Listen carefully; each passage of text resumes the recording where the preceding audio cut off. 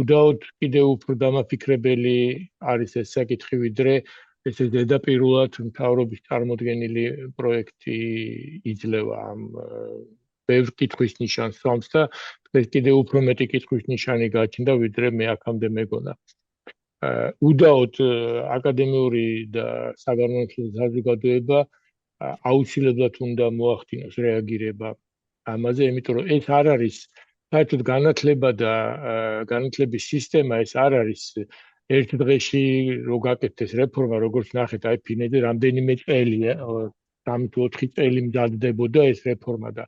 ესე რამდენიმე თვეში ამ ყოველგვარი აკადემიური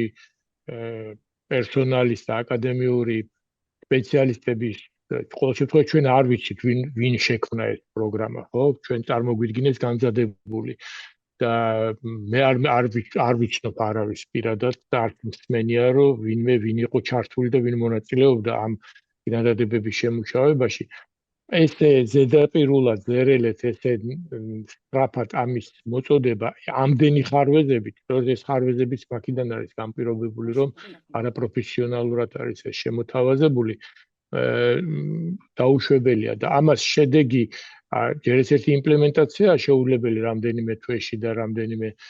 წელშიც კი რთული იქნება და მეორე ამას შედეგი არტილეულების შემდეგ მოყვება, ხო? ხანმოკლე შედეგებიც გვექნება სახეზე, რა თქმა უნდა, მაგრამ ეს ისეთ შეიძლება ისეთი შეუქცევადი პროცესები გამოიწვიოს საგანმანათლებლო სისტემაში, რომელსაც შემდეგ ჩვენი შვილების და შვილიშვილების თაობებმა უნდა გადაიხადონ ფასი, რომ რაღაცნაირად აღადგინონ და დაუბრუნონ ეს ნორმალურ ევროპულ და დასავლურ სტანდარტებს. ამიტომ მე ძალიან მოხარული ვარ, რომ ეს ინიციატივა შესდგა. აკადემიური და საგანმანათლებლო საზოგადოება არ სდუმს, ყოველ შემთხვევაში მე არ მინდა დავიჯერო, რომ ეს დუმილი რაც მოყვა